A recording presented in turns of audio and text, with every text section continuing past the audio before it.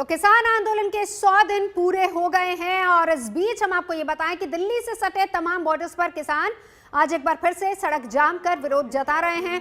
Kundli Manesar Palwal root पर किसानों ने जाम लगाया। पश्चिमी यूपी के बागपत और हरियाणा में भी कई जगहों पर किसानों की मोर्चाबंदी है। जाम का असर भी देखने को मिल रहा है, वाहनों की आवाजाही बाधित हुई है। 4 तस्वीरें आपको दिखा रहे हैं। तो किसानों ने पहले इस बात का ऐलान किया था कि आज के एमपी कुंडली मानेसर पलवल रूट पर विरोध प्रदर्शन किया जाएगा और इसी हालत को देखते हुए वहां पर सुरक्षा बलों की तैनाती, बता रहे हमारे सहयोगी राम किंकर। एएमपी यानी कुंडली मानेसर पलवल एक्सप्रेसवे और किसानों के आंदोलन का 100वां दिन, इन सब के बीच किसान हर बार की तरह इस बार भी आज बैठ चुके हैं केएमपी पर। अब हरियाणा और साथ ही साथ दिल्ली को जाने वाला ट्रैफिक जो कुंडली मानेसर और पलवल एक्सप्रेसवे के जरिए जाता है, फिलहाल रुक चुका है और किसानों ने पहले ही बंद का आह्वान किया था। सुबह 11 बजे से तकरीबन 3 से 4 बजे तक ये इसी तरह से यहां बैठे रहेंगे। ऐसे में आप देख सकते हैं किस तरह से केएमपी पर गाड़ियों की लंबी लाइन लग गई है और किसानों का साफ तौर पर कहना है कि तकरीबन 100 दिन हुए लेकिन कोई भी हल नहीं निकला। लिहाजा अपने विरोध को तेज करने का ही वो तरीका है जिसके जरिए वो अपनी बात मनवा सकते हैं। तो आप देख सकते हैं किस तरह से यहाँ पर गाड़ियों की लंबी लाइनें लग चुकी हैं और साथ ही साथ जो लोग हैं वो यहाँ पर मौजूद हैं। और आप देखिए कि किस तरह से, मैम कहाँ से कहाँ जाना था? ग्रेटर नोएडा से आए हैं, सोनीपत जा रहे हैं। अच्छा, तो अभी यहाँ पर आप रुकी हुई हैं? हाँ जी, रुके हुए हैं, वेट कर रहे हैं कब रास्ता खाली होगा तब निकल जाएंगे। हाँ जी, इंतजार है कि कब रास्ता हटेगा और आप जाएंगे। Yes yes. तो आपने देखा कि जो तमाम है, ये देखिए काली पट्टी बांधकर जो किसान हैं वो अपने विरोध को जतला रहे हैं। कब तक यूं ही चलता रहेगा और सड़क पर बैठे रहेंगे और लोग यहाँ पर जो जाने वाले हैं वो रुके रहेंगे? जब तक सरकार नहीं मानती जब तक तो हम तो दुखी हैं। हम बताने आए दूसरी जनता को भी हम परेशान हैं, हम विरोध कर रहे हैं हम। बिल्कुल, और विरोध का तरीका है और इसी तरीके से वो अपनी बात सरकार तक पहुंचाना चाहते हैं। कैमरामैन अनुराग सक्सेना के साथ राम किंकर सिंह, कुंडली मानेसर पलवल एक्सप्रेसवे, आज तक। आगे बढ़ते हैं, बात पश्चिम बंगाल चुनावों की, क्योंकि कल प्रधानमंत्री की रैली है और कल प्रधानमंत्री एक बड़ी रैली करेंगे कोलकाता के ब्रिगेड परेड ग्राउंड में। बीजेपी ने तैयारियां पूरी कर ली हैं और पूरी ताकत इस रैली के लिए झोंकी जा रही है। सुरक्षा के जबरदस्त इंतजाम हैं। कैलाश विजयवर्गीय खुद पहुंचे वहां पर हालात और तैयारियों का जायजा लेने के लिए। सुबह सुबह लोगों को पैम्पलेट बांधते भी नजर आए, न्योता भी दिया उस रैली में आने के लिए। तो विजयवर्गीय पहुंचे वहां पर जहां पर कल रैली होनी है। तैयारियां कैसी हैं? लेकिन सवाल यहां पर एक बड़ा ये भी बना हुआ है कि क्या मिथुन चक्रवर्ती बीजेपी की इस रैली में शामिल होंगे? क्या कल प्रधानमंत्री के मन से मिथुन चक्रवर्ती की बीजेपी में सियासी पारी का आगाज होगा? प्रधानमंत्री की रैली की तैयारियां और मिथुन चक्रवर्ती के बीजेपी में आने की संभावना पर हमने बात की कैलाश विजयवर्गीय से। मौजूद है बीजेपी नेता कैलाश विजयवर्गीय। कैलाश जी, अगर बताएंगे कल बड़ी जनसभा है और यहाँ पे क्या तैयारियां हो रही है? ये तैयारियां जो सभा के लिए होती है वो सारी हो रही है। मंच बन रहा है, आप देख सकते हैं कि बैरिकेड्स लग रहे हैं और बाकी भी जो तैयारियां हैं जैसे प्रधानमंत्री जी की ग्रीन रूम की व्यवस्था, फिर यहाँ मीडिया आप लोग आने वाले उनको कहाँ रखना, फिर बाहर से कार्यकर्ता आएंगे तो महिलाएं कहाँ बैठेंगी, इन सब की व्यवस्था हमारे कार्यकर्ताओं की टीम लगी हुई है। काम सबको डिस्ट्रीब्यूट कर दिया गया है और उसके अनुसार सब लोग काम करेंगे।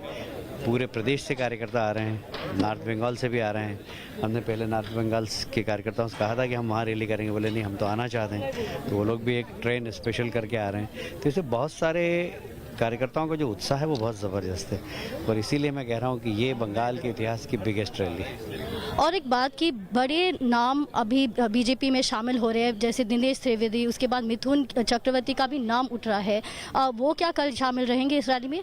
मिथुन दास से मेरी बात हुई है टेलीफोन पे, वो कलकत्ता में आने के बाद मुझसे बात करेंगे जब भी कुछ बोलने की स्थिति में रहूँगा। पर हाँ, उन्होंने प्रधानमंत्री जी से मिलने की इच्छा व्यक्त की। और दिनेश त्रिवेदी? वो दिल्ली में हमारे नेताओं से संपर्क में है। और काफ़ी लोग जो तृणमूल कांग्रेस में थे उन नेताओं को अभी टिकट नहीं मिल रहा है, अगर वो बीजेपी में शामिल होना चाह रहे हैं तो आप क्या वो देखेंगे, वो पॉसिबिलिटी है? देखिए, संभावनाएं बहुत कम है। पर फिर भी जो अच्छे कार्यकर्ता होंगे, जो वास्तव में डिवोटी होंगे, उनके बारे में हम विचार कर सकते हैं। और कुछ लोगों ने संपर्क भी किया हमसे। और तृणमूल कांग्रेस ने जब लिस्ट रिलीज किया वहाँ पे 50 सीटें थी विमेन कैंडिडेट्स के लिए। इस बार बीजेपी की तरफ से भी ऐसा कुछ किया जाएगा? हम तो देते ही हैं, हमें महिलाओं को टिकट देंगे हमारे यहाँ। और अब संख्या कितनी होगी ये तो मैं नहीं कह सकता, क्योंकि कौन जीत सकता है, नंबर्स का गेम होता है सरकार बनाने में। तो जो जीत सकता है, जो भी महिला कार्यकर्ता जीत सकेगी उसे टिकट मिलेगा। और स्टार फैक्टर कितना बड़ा फैक्टर होगा? हमारे पास सुपर स्टार है मोदी जी, और इसलिए वो एक बहुत बड़ा फैक्टर है, और उसके आगे कोई फैक्टर नहीं। आखिरी सवाल, ममता इस बार नंदीग्राम की सीट से लड़ रही है और भवानीपुर सीट से नहीं। डर गई हैं, वो डर के ही वहाँ गई हैं, और मैं अभी से कह रहा हूँ कि वहाँ पर भी वो बहुत लंबे वोटों के अंतर से हारेंगे। सीधा चलेंगे, इंद्रजीत कुंडू हमारे साथ इस वक्त जुड़ चुके हैं। इंद्रजीत, हालांकि कैलाश विजयवर्गीय ने इस सवाल का जवाब ऐसे दिया है जिस तरीके से हमारी सहयोगी पूछ रही थी कि स्टार फैक्टर बहुत है। वो कह रहे हैं कि हमारे पास तो सुपरस्टार है अनडाउटेडली, लेकिन बड़ा सवाल यहाँ पर यह है कि स्टार वॉर दोनों के बीच में चल रही है। क्या मंच पर मिथुन दा नजर आएंगे? जी हाँ, बिल्कुल। दोनों ही पार्टियों के बीच में स्टार वॉर तो पश्चिम बंगाल के सियासी लड़ाई में बिल्कुल चल रही है, लेकिन बीजेपी के जो नेता है वो कोशिश कर रहे हैं मिथुन चक्रवर्ती को कल ये जो महारैली जिसे कहा जा रहा है ब्रिगेड परेड ग्राउंड में प्रधानमंत्री नरेंद्र मोदी का, वहाँ पे उनको शामिल करे और ये एक संदेश देने की कोशिश हो। क्योंकि आपको पता होगा पिछले कई हफ्तों से अटकलें लगाई जा रही है। जब मोहन भागवत खुद गए थे मुंबई में मिथुन चक्रवर्ती के घर में मिलने, और कुछ दिन पहले मिथुन चक्रवर्ती खुद नागपुर गए थे आरएसएस के हेडक्वार्टर में, तब से ये अटकलें चल रही है कि शायद वो बीजेपी में शामिल हो सकते हैं। दरअसल पश्चिम बंगाल में बीजेपी को एक चेहरे की तलाश है, वो काफ़ी दिन से चल रही है, क्योंकि सौरभ गांगुली से भी बात हुई थी बार बार, और बीजेपी कोशिश कर रही थी कि सौरभ गांगुली को अपने जो घेरे में वो लाए, अपने फोल्ड में लाए, ताकि वो चेहरा बन पाए जिसकी तलाश बीजेपी को काफ़ी दिनों से है। लेकिन सौरभ गांगुली ने ना कह दिया है, तब जाके दूसरे फेज की शुरुआत होगी है। और यही कारण है कि प्रोसेनजीत चैटर्जी जो पश्चिम बंगाल के जाने माने अभिनेता है, उनसे भी जाके बीजेपी के जो नेता है वो मिले, और अब मिथुन चक्रवर्ती से बात हो रही है।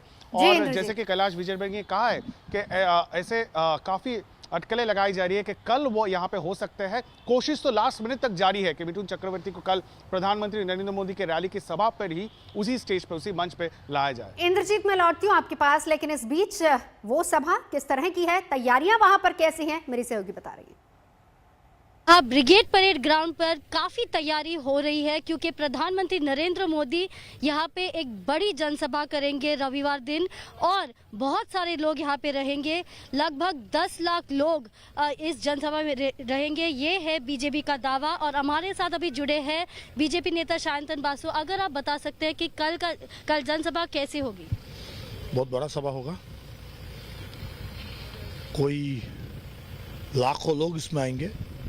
हर चुनाव के पहले, विधानसभा लोकसभा के पहले बंगाल में ये पॉलिटिकल कल्चर रहा है कि बड़ा पार्टी जो है वो एक बड़ा सभा करते हैं। लोकसभा के पहले भी हम लोगों ने किया, 14 के लोकसभा के पहले भी किया, और इस बार विधानसभा के पहले भी हम लोग करेंगे। प्रधानमंत्री जिसमें भाषण करेंगे, बाकी भी बहुत सारे लोग रहेंगे, तो बड़ा सभा होगा, बहुत अच्छा कार्यक्रम होगा। और काफ़ी नए चेहरे हमें देखने को मिलेगा। मुझे भी ऐसा लगता है कि बहुत लोग जो ज्वाइनिंग किए हैं उनको भी अब देखेंगे। बड़ा संख्या इस कार्यक्रम में आएंगे। और यहाँ पे किस तरह की तैयारी चल रही है? अभी तो पंडाल बन रहा है, बैरिकेडिंग का काम हो रहा है, जनता भी आना शुरू कर चुके हैं दूर के जिलों से, तो सभी व्यवस्था हो जाएगी आज रात तक। तो जैसे कि आप लोगों ने सुना कि यहाँ पे बड़ी जनसभा होगी, और बीजेपी पूरी तैयारी में है, क्योंकि उनका कहना है, उनका दावा है कि यहाँ पे 10 लाख लोग इस जनसभा में शामिल होंगे।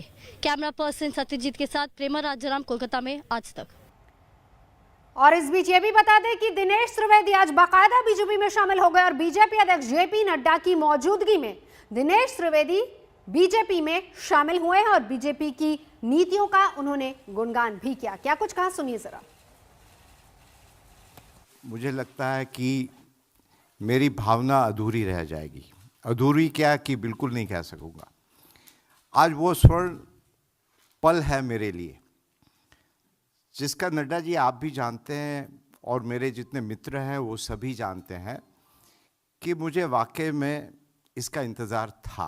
मैं अपने तजुर्बे के साथ कहता हूँ कि एक सर्वोपरि होता है कि हमें परिवार के लिए काम करना है, और परिवार होता है पॉलिटिकल फैमिली, और एक परिवार होता है जनता का परिवार, और उसलिए भारतीय जनता पार्टी। तो आज मैं सचमुच ये जनता के परिवार में शामिल हुआ हूं। दिल्ली के मुख्यमंत्री अरविंद केजरीवाल ने आज एक बड़ा ऐलान किया है। केजरीवाल ने दिल्ली के लिए अलग से शिक्षा बोर्ड का गठन करने की घोषणा की है। Delhi board of school education के गठन की अप्रूवल दे दी है। दिल्ली में अलग से अब एक Delhi board of school education बनाया जाएगा। ये कोई मामूली बोर्ड, शिक्षा बोर्ड नहीं है। जैसे हर राज्य का अपना एक शिक्षा बोर्ड होता है, तो ऐसा नहीं है कि अब दिल्ली में हमारी सरकार है तो हमने तय किया कि हम भी एक अपना अलग शिक्षा बोर्ड बनाएंगे। ऐसा नहीं है। ये शिक्षा बोर्ड बनाने की ज़रूरत क्यों पड़ी और इस शिक्षा बोर्ड के ज़रिए हम क्या हासिल करना चाहते हैं। पूरा देश देख रहा है कि पिछले 6 साल के अंदर दिल्ली की शिक्षा व्यवस्था के अंदर क्रांतिकारी परिवर्तन हुए हैं। पिछले 6 साल में सबसे पहले हमने ये यात्रा शुरू की कि हमने दिल्ली के बजट का लगभग 25% हर वर्ष बजट का 25% पैसा शिक्षा के ऊपर खर्च करना चालू कर दिया। इससे क्या हुआ? सरकारी स्कूलों की शानदार बिल्डिंग बनने लगी। फिलहाल यहाँ रुकेंगे एक ब्रेक के लिए। आज तक पर खबरों का सिलसिला लगातार जारी है, देखते रहिए आज तक। नमस्कार, मैं हूं अंजना ओम कश्यप। हमें उम्मीद है ये वीडियो आपको पसंद आया होगा। लेटेस्ट खबरों के लिए यूं ही देखते रहिए आज तक, और इस वीडियो के पसंद आने पर लाइक, शेयर एंड सब्सक्राइब करना ना भूलें।